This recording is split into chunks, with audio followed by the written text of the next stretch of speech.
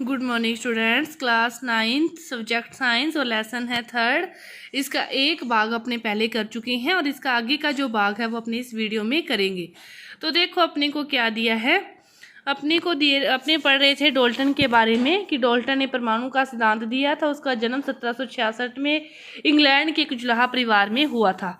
तो उन्होंने सिद्धांत दिया था जो परमाणु का, वो पदार्थों के अध्ययन के में बहुत ही साबित हुआ था। तो द्रव्यों की प्रकृति के बारे में एक जो आधारभूत सिद्धांत प्रस्तुत किया डाल्टन ने, द्रव्यों की विभाज्यता का विचार प्रदान किया था। डाल्टन ने क्या प्रदान किया था? द्रव्यों की विभाज्यता का विचार प्रदान किया था, जिसे उस समय तक दार्शनिकता माना जाता था। उस समय तक उसे क्या माना गया? दार्शनिकता माना गया।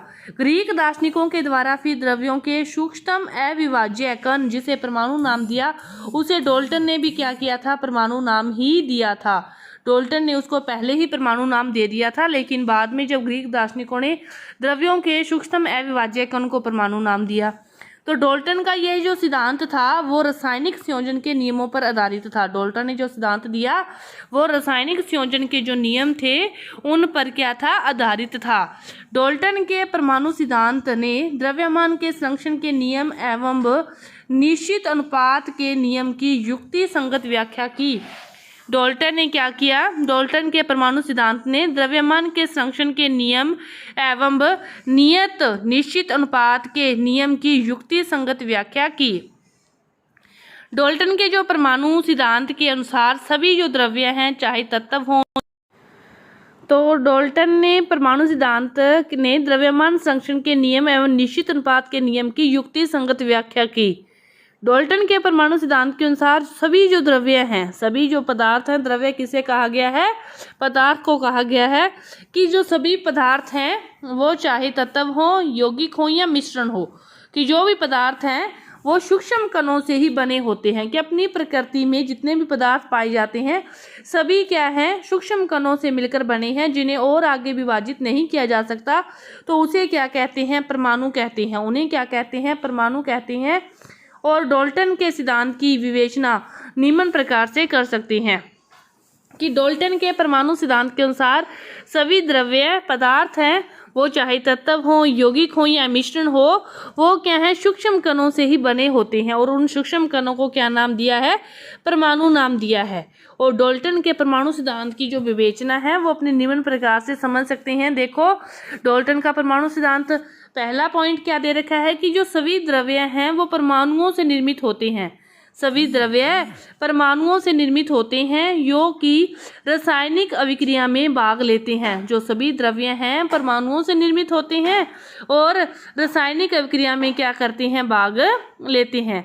परमाणु अविभाज्य सूक्ष्मतम कण होते हैं, जो रासायनिक अभिक्रिया में न तो सृजित होते हैं और न ही उनका विनाश होता है। परमाणु क्या होते हैं? रासायनिक अभिक्रिया में भाग लेते हैं। दूसरा पॉइंट क्या कह रहा है कि जो परमाणु है वो अविभाज्य, मतलब सबसे सूक्ष्म कण है, जिनको और आगे विभाजित नहीं किया जा सकता। ये रासायनिक अभिक्रिया में ना तो सृजित होते हैं, मतलब दो ने भाग लिया तो अगले बाद में भी दो ही बनेंगे, कि ऐसे नहीं दो ने भाग लिया बाद में एक बनेगा और एक गायब हो गया, या फिर दो ने भाग लिया और एक और बन के तीन बन गए। ऐसा नहीं होता कि जितने परमाणु भाग लेते हैं अभिक्रिया के बाद उतने ही बनते हैं, ना तो नए सृजित होते हैं न ही पुरानों का कोई विनाश होता है। इसके बाद दिए गए तत्व के सभी परमाणुओं का द्रव्यमान व रासायनिक गुणधर्म समान होता है। इसके बारे में भी अपने पढ़ चुके हैं कि यदि 4 मतलब ग्राम के भाग ले रहे हैं अणु जितने भी हैं, तो बाद में भी वो 4 ही बनेंगे। ऐसे नहीं बाद में 5 बन जाएंगे या 6 बन जाएंगे, कि हमेशा उनकी दोनों साइड क्या रहती है? बराबर रहती है। इसके बाद भिन्न भिन्न तत्वों के परमाणुओं के द्रव्यमान एवं रासायनिक गुणधर्म भिन्न भिन्न होते हैं। हाइड्रोजन का परमाणु द्रव्यमान कितना होता है? 1 होता है। हाइड्रोजन में इलेक्ट्रॉन भी कितना होता है? 1। ऑक्सीजन का 16 होता है। ऑक्सीजन में कितने इलेक्ट्रॉन होते हैं? 8। तो इस प्रकार इनके जो रासायनिक गुणधर्म है और द्रव्यमान है वो क्या होता है? सभी का अलग अलग होता है। इसके बाद 5वां पॉइंट क्या कहता है कि भिन्न भिन्न तत्वों के परमाणु परस्पर छोटी पूर्ण संख्या के अनुपात में संयोग कर यौगिक निर्मित करते हैं। कि भिन्न भिन्न तत्वों के जो परमाणु हैं वो परस्पर छोटी पूर्ण संख्या के अनुपात में संयोग कर यौगिक निर्मित करते हैं। किसी भी यौगिक में परमाणुओं की सापेक्ष संख्या एवं प्रकार निश्चित होता है। कोई भी यौगिक है उसमें परमाणुओं की जो सापेक्ष संख्या होती है और उसका जो प्रकार होता है वो भी क्या रहता है, निश्चित रहता है। इसके बाद देखो आपको प्रश्न दे रखे हैं। इस प्रकार के द्रव्यमान संरक्षण के नियम के अनुसार आपको इस अभिक्रिया को सभी का जो ग्राम आगे दे रखा है, पहले क्वेश्चन में देखो क्या दे रखा है, सभी का दे रखा है कि इसने ग्राम, इतने ग्राम, इतने ग्राम, इसने इतने ग्राम, इसने भाग लिया है। आपको इनको एक साइड जोड़ना है और आगे वालों को एक साइड जोड़ना है और फिर देखना है कि इक्वल है या नहीं है। बस इनको जोड़ ही करना है आपको। कि जैसे सोडियम कार्बोनेट का कितना दे रखा है आपको, 0.6 दे रखा है और उसके साथ आपको 5.3 दे रखा है सोडियम ग्राम का और एसिटिक का दे रखा है 6। तो 5.3 और 6 को अलग जोड़ोगे और बाकी सभी को अलग जोड़ोगे, देखोगे कि बराबर है या नहीं है। तो इसी प्रकार ये है। डाल्टन के संरक्षण के नियम अभी भी अपने पढ़े, उसने क्या परिमाण दिए सारे पढ़े हैं अपने, कि परमाणु सूक्ष्म कण है और उसको विभाजित नहीं किया जा सकता, जितने परमाणु भाग लेते हैं उतने ही बनते हैं, नए नहीं बनते। द्रव्यमान भी दोनों साइड क्या रहता है, इक्वल रहता है। इसके बाद है डाल्टन के परमाणु सिद्धांत का कौन सा विग्रहित निश्चित अनुपात के नियम की व्याख्या की है उन्होंने, जो उनके जितने परमाणु भाग लेते हैं उतने ही बनते हैं। इसके बाद देखो परमाणु क्या होता है, इसके बारे में अपने जानते हैं कि परमाणु क्या होता है। क्या आपने कभी किसी अपने इमारत है, अपने देखो बिल्डिंग बनती है, घर बनाते हैं, अपने एक रूम की बात कर लो चाहे पूरे घर की बात कर लो, तो वो किससे बनता है, ईंटों से बनता है। पूरे घर की अपने बात करें कि आपका ये पूरा घर है, पूरा घर, एक कमरे की बात नहीं कर रही मैं, पूरे घर की बात कर रही हो, कितना भी बड़ा है, 35-40 का, 40-45 का, मतलब फुल बड़ा जैसे घर है, तो उसके सामने अपने एक ईंट रखी, तो वो छोटी सी ईंट इस घर के मुकाबले क्या है, बहुत छोटी है। भी घर तो बहुत बड़ा है लेकिन ये ईंट क्या है, इसके मुकाबले बहुत छोटी है ना। तो लेकिन ये जो पूरा घर है बना किससे है, इन्हीं ईंट से बना है। चाहे ये दिखने में छोटी सी ईंट है लेकिन पूरा घर क्या है, इसी ईंट से निर्मित होता है। तो उसी प्रकार जो परमाणु हैं वो बहुत छोटे होते हैं लेकिन पूरा जो किसी भी चीज का शरीर है, अपना शरीर, चाहे किसी भी बात, किसी भी पदार्थ की बात करें, वो बनते तो उस छोटे से छोटे परमाणु से हैं जितने अपने नगर आंखों से नहीं देख सकते। परमाणु की जो त्रिज्या है वो देखो 10 की पावर -9 कि 1 का 10 के साथ कितनी 0, 9 0, 5 6 7 8 9 कि 10 के साथ 9 0 लगने के बाद अपने को वो परमाणु है कि बटा में 10, मतलब 10 की पावर 9 से भाग दे 1 को, तो जो आएगा वो क्या है, परमाणु की त्रिज्या है। तो आप समझ सकते हो कि परमाणु कितना छोटा होता है, उतने अपने नगर आंखों से नहीं देख सकते। कि 1 नैनोमीटर है, 1 नैनोमीटर होता है, 1 मीटर में 1 नैनोमीटर होता है, तो इतना छोटा होता है ये परमाणु।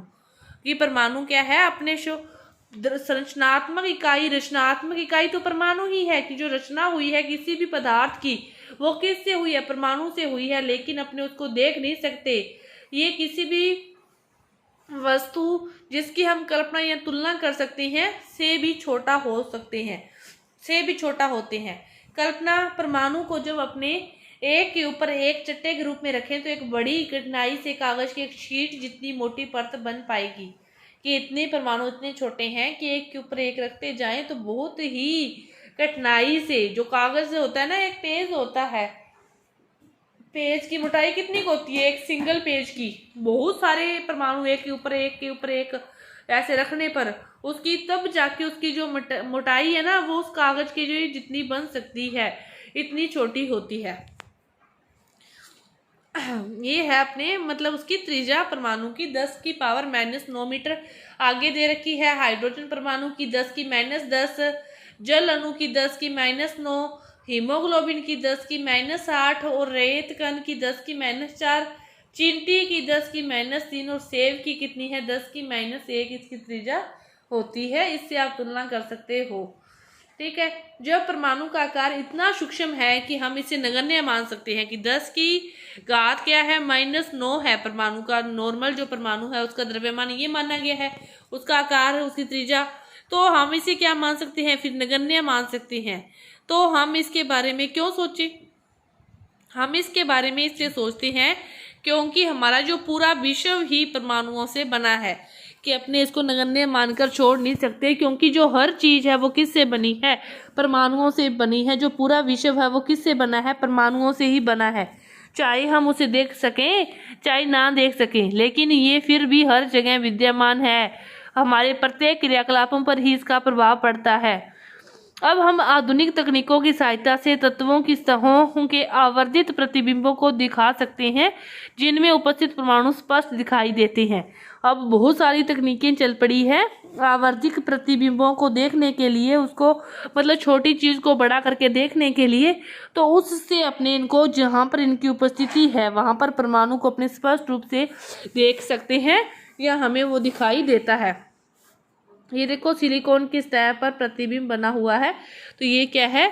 परमाणु सिलिकॉन की ये सतह पर दिखाई दे रही हैं। ठीक है, इसके बाद देखो 3 आगे का जो पॉइंट है कि जो विभिन्न तत्वों के परमाणुओं के आधुनिक प्रतीक क्या होते हैं। तो डाल्टन ही ऐसे पहले वैज्ञानिक थे जिन्होंने तत्वों के प्रतीकों का प्रयोग अत्यंत विशिष्ट अर्थ में किया। डाल्टन ने ही परमाणु सिद्धांत का नियम दिया था, और इसी ने क्या किया था? इसके प्रतीकों के बारे में भी बताया, और इसका जो प्रयोग किया वो अत्यंत विशिष्ट अर्थ में किया, कि जब इन्होंने किसी भी तत्व के प्रतीक का प्रयोग किया तो यह प्रतीक उस तत्व की एक निश्चित मात्रा को इंगित करता है।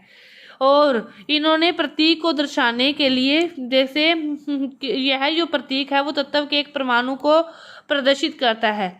वर्जिलियस ने तत्वों के ऐसे प्रतीकों का सुझाव दिया जो उन तत्वों के नामों के 1 या 2 अक्षरों से प्रदर्शित होते थे। डाल्टन ने तो इस प्रकार के नियम प्रतीक दिए, डाल्टन ने तो क्या किया? इस प्रकार के प्रतीक दिए सभी के, लेकिन वर्जिलियस ने क्या किए? उन्हीं के नाम से प्रतीक दिया। वर्जिलियस ने क्या किया? जो मतलब अक्षर है, हाइड्रोजन है, हाइड्रोजन किस से स्टार्ट होता है? एच से, तो उसका क्या नाम प्रतीक दे दिया? एच। ऑक्सीजन कहाँ से स्टार्ट होता है? ओ से, तो इसको क्या प्रतीक दे दिया? ओ। वर्जिलियस ने इस प्रकार प्रतीक दिए, लेकिन डाल्टन ने इस प्रकार के प्रतीक दिए। दोनों की अलग अलग प्रणाली है प्रतीक की। हाइड्रोजन को उसने इस प्रकार दर्शाया, फास्फोरस को, कॉपर को, गोल्ड को, कार्बन, सल्फर, सीसा, प्लेटिना, ऑक्सीजन, आयरन, सिल्वर, पारा। तो ये सारे प्रतीक हैं जो दिए डाल्टन ने। वर्जिलियस ने जो प्रतीक दिए उनका क्या कहना था कि जो पहला अक्षर होगा वो सदैव क्या होगा? कैपिटल लेटर होगा इंग्लिश का। कोई भी अक्षर होगा पहला किसी भी चीज का, एल्यूमिनियम की बात करें तो पहला अक्षर ए क्या होगा? बड़ा होगा। दूसरा अक्षर एल होगा, वो क्या होगा? छोटा होगा। पहला अक्षर हमेशा कैपिटल लेटर और सेकंड अक्षर हमेशा स्मॉल लेटर के रूप में लिखकर जो वर्जिलियस ने प्रतीक दिए वो लिखती हैं। इस एल्यूमिनियम को अपने ये भी नहीं लिख सकते, ये भी गलत है, और स्मॉल ए और स्मॉल एल लिख दें तो ये भी क्या है? गलत है। इसकी प्रणाली क्या कहती है? इसे IUPAC कहते हैं। IUPAC, international union of pure and employed chemistry. International union of pure and employed chemistry एक अंतर्राष्ट्रीय वैज्ञानिक संस्था है जो कि तत्वों के नामों, प्रतीकों और मात्रकों को स्वीकृति जो प्रदान करती है। तो ये है IUPAC की फुल फॉर्म भी आपको याद होनी चाहिए। कई बार पेपर में सीधा सीधा यही क्वेश्चन आ जाता है कि IUPAC की फुल फॉर्म क्या है?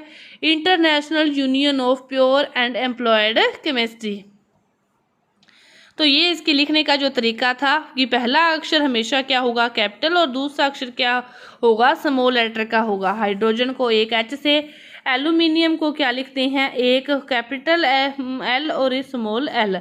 कोबाल्ट को क्या लिखेंगे? सी और स्मॉल ओ, कैपिटल ओ नहीं आएगा, ये होगा कोबाल्ट। तो कुछ तत्वों के प्रतीक उनके अंग्रेजी नामों के प्रथम अक्षर और बाद में आने वाले किसी एक अक्षर के संयुक्त रूप में लिखते हैं। उदाहरण के लिए क्लोरीन को क्या लिखा? Cl। जिंक को क्या लिखा? Zn। कि आप इसको बार बार पढ़ोगे तो आपको ऐसे ही याद हो जाएंगे, ये सोचने की जरूरत नहीं है कि हमें याद नहीं होती। तो कईयों को सिंगल लेटर से और कईयों को डबल लेटर से लिखा जाता है। क्लोरीन को C और स्मॉल l, जिंक को कैपिटल Z और N स्मॉल। बाद वाला लेटर क्या आएगा? हमेशा स्मॉल आएगा। अन्य तत्वों के प्रतीकों को लैटिन, जर्मन तथा ग्रीक भाषाओं में उनके नामों से बनाया गया है। उदाहरणार्थ लोहे का प्रतीक क्या है? फेरस है। क्लोरीन को क्या बोलते हैं? क्लोरीन। तो Cl आ गया। जिंक जेड से स्टार्ट होता है, Zn आ गया। लेकिन लो को तो नहीं बोलते ना, Fe तो इसमें आएगा नहीं लो में। तो इसका मतलब इसको ग्रीक जर्मन लैटिन जो भी इसकी भाषाओं में इसके नाम है वहां से कईयों को उठा लिया गया, तो इसको नाम दे दिया Fe। ये क्या है, उसके लैटिन नाम फेरम से व्युत्पन्न किया गया है, कि इसको लैटिन में क्या कहते हैं, फेरम कहते हैं, उससे ये व्युत्पन्न हुआ है। इसी प्रकार सोडियम का प्रतीक क्या है, Na। सोडियम में Na नहीं आता, लेकिन इसका प्रतीक क्या है, Na। पोटेशियम का क्या है, K। तो पोटेशियम तो P से स्टार्ट होता है, तो आप सोचोगे P आएगा, लेकिन नहीं, इसका क्या आएगा, K से होगा। तो नाइट्रियम और कैलियम से व्युत्पन्न होते हैं। इस प्रकार प्रत्येक तत्व का एक नाम व एक अद्वितीय रासायनिक प्रतीक होता है। सभी का एक नाम होता है और एक अद्वितीय उसका रासायनिक प्रतीक होता है। पोटेशियम के, सोडियम Na। आप इसको 2-4 बार पढ़ोगे तो आपको खुद इनके जो नाम है वो बार बार याद हो जाएंगे। जब कभी भी आप तत्वों का अध्ययन करें तो अपने संदर्भ के लिए आप उपरोक्त जो सारणी दी गई है, इस पूरी सारणी को एक बार में याद करने की आवश्यकता नहीं है, कि एक बार में आप याद करना चाहोगे तो याद नहीं होगी, लेकिन आप इसको 2-3 बार पढ़ोगे तो आपको अपने आप ही ये समझ में आ जाएगा। इसके बाद देखो परमाणु द्रव्यमान है, इसको अपने अगली वीडियो में करेंगे। धन्यवाद।